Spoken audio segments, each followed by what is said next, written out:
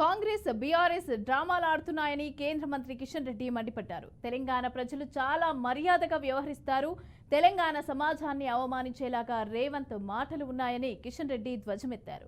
అయితే తాము మూసీ ప్రక్షాళనకు వ్యతిరేకం కాదని వివరించారు. పేదల ఇల్లు కూలగొట్టకుండా ప్రక్షాళన చేయొచ్చునని ఆయన వ్యాఖ్యానించారు. బుల్డోజర్లతో తొక్కిస్తామని అంటున్నారు. పేదల కోసం తాము చావడానికైనా సిద్ధమని కిషన్ రెడ్డి చెప్పారు.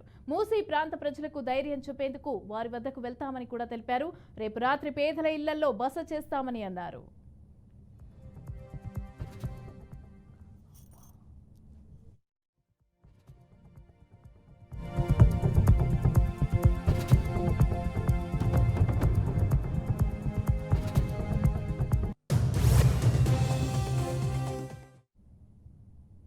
మరోవైపు తెలంగాణలో మహిళలపై అత్యాచారాలు పెరిగాయని ఆయన ఆందోళన వ్యక్తం చేశారు.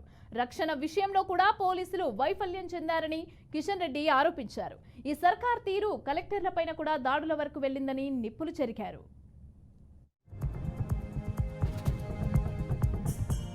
తెలంగాణకు లాభం జరుగుతుంది, పునరుద్ధరణ జరగాలి. కానీ పేదల ఇల్లు కులగొట్టకుండానే చెయ్యవచ్చు. ఏదైనా ఒక ప్రభుత్వం మీకు తెలుసు, మేము మంచి చేసి మంచి పేరు తెచ్చుకోవాలనుకుంటాం. పేదలకు ఇల్లు కట్టాలనుకుంటాం, గవర్నమెంట్ స్కూల్ నిర్మాణం చేయాలనుకుంటాం, మంచి రోడ్లు వేయాలనుకుంటాం, మంచి హాస్పిటల్ కట్టాలనుకుంటాం, హాస్టల్ నిర్మాణం చేయాలనుకుంటాం. ఆ రకంగా మంచి పేరు తెచ్చుకోవాలనుకుంటాం. కానీ రేవంత్ రెడ్డి గారు కూల్చడంతో, పేదల ఇల్లు కూల్చడంతో మంచి పేరు తెచ్చుకోవాలనుకుంటాం. అందుకే మూసీ మీద బుల్డోజర్లతో తొక్కియడైతే మేము చావడానికి సిద్ధంగా ఉన్నాం. పేదల కోసం చావడానికి సిద్ధంగా ఉన్నాము. రేవంత్ రెడ్డి గారు మా ఎమ్మెల్యే పదవులు, మంత్రి పదవులు ఏం పోయినా ఉన్నా ఉడినా ఏమి లేదు. మూసి ప్రక్షాళన చేయండి, పేదల ఇల్లు కులగొట్టదకండి, ఇది మా నినాదం. అందుకే రేపు రాత్రి ముఖ్యమంత్రి గారు సవాల్ విసిరారు. బస్తీలో ఉంటారా?